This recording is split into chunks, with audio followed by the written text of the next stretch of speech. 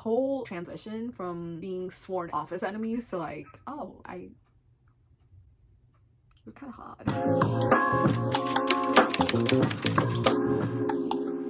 Hey guys, I'm Selena. Welcome back to my channel. Since Valentine's Day is right around the corner, I thought I would do a romance recommendation video, and because I'm the one who gets to make the rules, I thought why not do an enemies to lovers book rec video, because I absolutely love enemies to lovers. It is my god tier trope. Enemies to lovers is just so juicy because they go from absolutely hating each other's guts to being madly in love. First recommendation that I have is Book Lovers by Emily Henry. I read People We Meet on Vacation. I did not like it. It was very lukewarm, and I thought, why are people going insane over this book? It just doesn't make any sense to me. Then I read Beach Read, and that was better, but still it was just... And then she gave us an enemies to lovers arc, and I was like, okay, you got me there. You got me. I am a convert now. So we have Nora. Nora is a literary agent. She loves her job, and she makes her job like the center of the universe. She loves her clients, and that's always the first thing on her mind, her job. And her sister. So her sister's name is Libby. Their mother actually was not the best at taking care of them, so Nora, she had to take on the role being a mother to her, and she's always been very protective of Libby. Ooh, another thing about Nora, she's not like your typical protagonist that you come across in books. She's very cutthroat, and she's very self-assured, which was actually refreshing to see, because a lot of protagonists that you come across in romance books, especially if it's a girl, she's usually very unsure. She has to be reaffirmed by the people around her or by like the male protagonist that, oh, you're beautiful, you're worth it. But no, Nora, she's like, I know who I am and I know what I want. So Libby comes with this idea of going to Sunshine Falls, which is the absolute opposite of the city that these two live in. So these two, they live in New York, and Libby wants to go to Sunshine Falls, which is like a small town. Nora is just like, why do you want to go there? But she agrees anyway, and she ends up in this small quaint little town, and she keeps running into this guy that she met in the city. He is a book editor, and his name is Charlie. So Charlie Lastra is absolute perfection, and in my head I fan casted him as Jonathan Bailey because I love Jonathan Bailey. At this point, if you don't know, I'm a Bridgerton fan. It's a universally known fact. I've actually mentioned this in a previous video. I fan casted Nora as Simone Ashley, I fan casted Charlie as Jonathan Bailey, and then I fan casted Libby as Charitra Chandran. It was a good time, guys. It was such a good time reading this. Yeah, she keeps on running into this annoying book editor she met in the city, and things kind of take off from there, and they kind of discovered that they might have feelings for each other, but then conflicts arise. I really like the story. I think it was written very well. So kudos to Emily Henry. And I don't know, for some reason the previous two books she has written just didn't hit me the same way. But Book Lovers, like even like the words and the prose in the book were really like jabbing me in the face. I'm like, how is this the same writer? Like, it doesn't make sense to me. But yeah, I really liked it. The second book that I have is Better Than the Movies. This was my first read of 2023. It's by Lynn Painter. To me, it is Chad and Sunny fanfiction.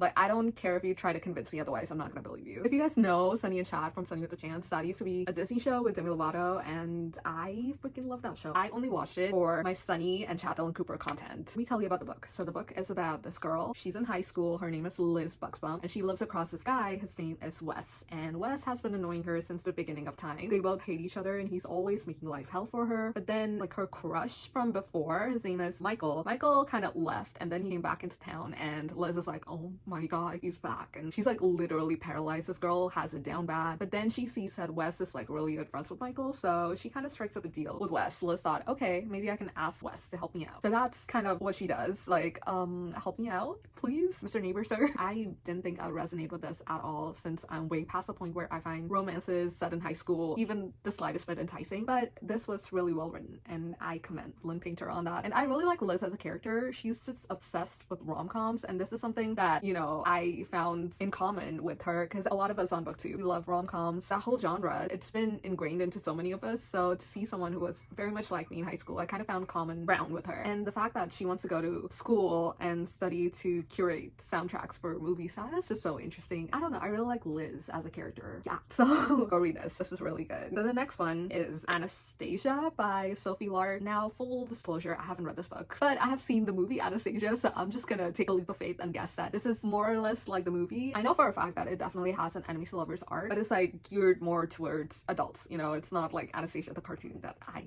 absolutely love, but I'm believing that it has the essence of that. So this story is about the Romanov princess. Her name is Anastasia, and she's born into a family that has like no sons. She's like one of the 4 daughters. They're expected to have magical abilities, but Anastasia, she initially didn't have any magical abilities. Then you have Damien. So this is not Dimitri like in the movie. His name is Damien, and he kind of gets taken under the wing of the Romanovs. He grows up, I'm guessing, with Anastasia. Anastasia does something wrong, and in order to rectify that, that comes at a really high cost, and it's a fantasy romance with an enemies to lovers art thrown in there. So I highly recommend, even though I haven't read it. I've never done this, like recommending a book without reading it, but I adore Anastasia, the movie, so I'm guessing this is something similar in the vein of that, so I'm still gonna recommend it. I've asked so many other people, and they loved it, so I'm like, you know what, I'm trusting you guys, and I'm gonna recommend it to other people. Let me know what you think. The next one that I have is A Hating Game by Sally Thorne. This is about Lucy Hutton and Joshua Templeman. It's kind of weird that I remember the character names, like it's like ingrained in my mind. That's how much of a good impression this book and the movie have made on my head. So this is an office romance. Well, initially it's a office,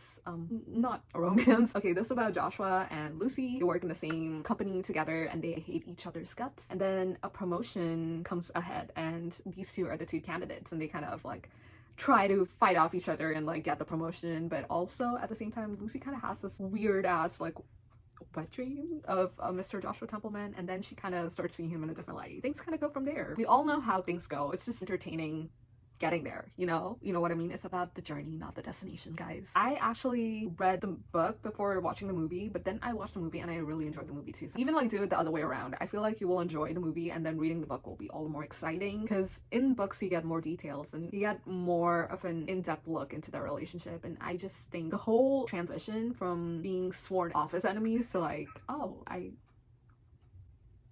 we're kind of hot. It's satisfying. So I recommend reading this. Go read it. It is fun.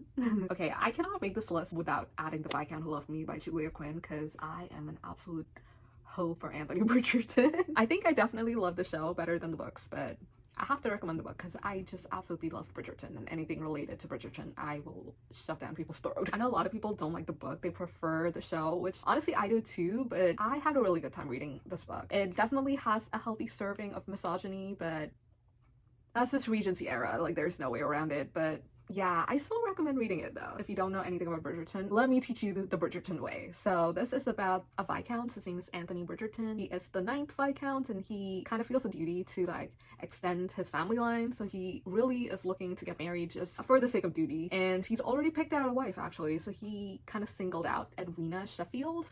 Now, Edwina, she is more than willing to get married, but obviously there's something in her way, and that is the sister, who is Kate Sheffield. Now, Kate Sheffield, she recognizes Anthony for the rake that he is, and she wants her sister to get the love that she deserves, and she doesn't think Anthony can give it to her. But certain things happen between Anthony and Kate, and that kind of shifts the dynamic of their relationship. Instead of marrying Edwina, these two end up getting married. So this does have like a marriage of convenience plot, because these two get caught in like a compromising position, which is very much like the first season of Bridgerton. So I really feel like the book version of Anthony and Kate's story is like The Duke and I but 2.0, because The Duke and I, you know, sexual assault scene, like that was not okay. But yeah, I still really enjoyed the book. Some of the conflicts with Anthony don't really translate very well for an audience in 2023, but I still highly recommend reading the book if you're wanting to read it. So yeah, do check it out if you're interested. Educate yourself on the Bridgerton way, or just support my man Anthony Bridgerton, because I love him.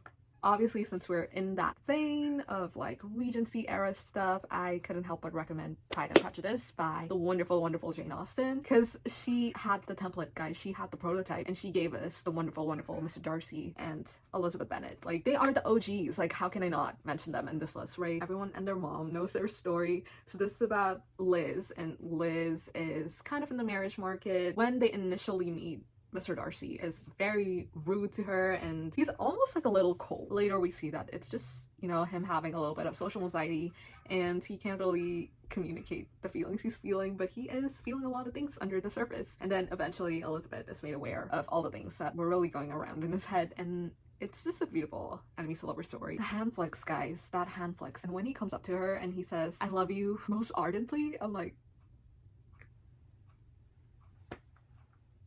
where can I find men like that? Please let me know.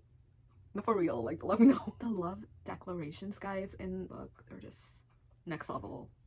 So good, unparalleled, unmatched. Like, it doesn't get better than this. They are the god tier. They made the god tier. They like formed it, and obviously I couldn't do this list without mentioning the classics, so there you go.